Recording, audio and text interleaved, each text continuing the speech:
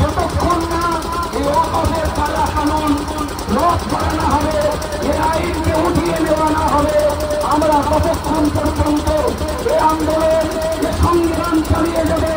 আপনাদেরকে অনুরোধ করব, সবে তো আন্দোলন শুরু হয়েছে, এখনো অনেক দূর আমাদের যেতে হবে।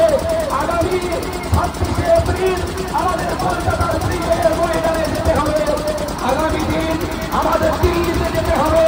আমরা বাদুড়িয়ার মানুষ আজকে বাদুড়িয়াতে শান্তিপূর্ণ অবস্থান এই আন্দোলন করছি।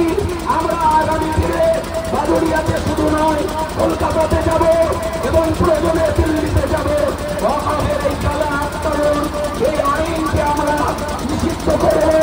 এই আইনকে যতক্ষণ না তুলে নেওয়া হবে, ওয়াকফ সম্পদকে ফিরিয়ে না দেওয়া হবে, ততদিন আমাদের এই আন্দোলন চলছে, চলবে। তাকবীর, নারায়ে তাকবীর, আল্লাহু আকবার, নারায়ে তাকবীর, আল্লাহু আকবার। ভারতবর্ষের স্বাধীনতা যাদের রক্তের বিনিময়ে এসেছিল, আপনারা জানেন এই দেশ স্বাধীন করতে চেয়ে 1 সাগর রক্ত আমাদেরকে দিতে হয়েছিল। এখনো দিল্লির ইন্ডিয়া গেটে লেখা আছে 93,000 শহীদের নাম। সেই 93,000 শহীদের ভিতরে 65,000-এর বেশি মুসলমান শহীদের নাম লেখা আছে, যারা এই দেশ থেকে সিএএর নামে, এনআরসির নামে মুসলমানদেরকে বিতাড়িত করতে চায়।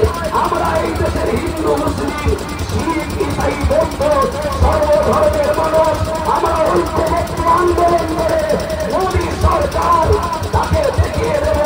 মোদী সরকারের বিরুদ্ধে, এই অশুভ কালা কানুনের বিরুদ্ধে আমাদের এই সংগ্রাম আমরা দিল্লি পর্যন্ত নিয়ে যাব। আজ আমরা এই বাদুড়িয়া চৌমাথাতে দাঁড়িয়ে, আমরা এই বাদুড়িয়া চৌমাথাতে দাঁড়িয়ে শান্তিপূর্ণ অবস্থান এই আন্দোলনের মাধ্যম দিয়ে আমরা আপনাদেরকে এই মেসেজ দিতে চাই। আমরা হিন্দু, মুসলিম, শিখ, ইসাই সমস্ত ধর্মের মানুষ একই বৃন্দে মোরা দুটি কুসুম। হিন্দু মুসলমান, মুসলিম তার নয়নমণি, হিন্দু তার প্রাণ। আমরা দলে দলে কাঁধে কাঁধ মিলিয়ে ভ্রাতৃত্ব এবং ঐক্যের সাথে আমাদের এই আন্দোলন চলবে। আমাদের এই আন্দোলন কোন হিন্দুর বিরুদ্ধে নয়, কোন খ্রিস্টানের বিরুদ্ধে নয়, কোন বিধর্মীর বিরুদ্ধে নয়।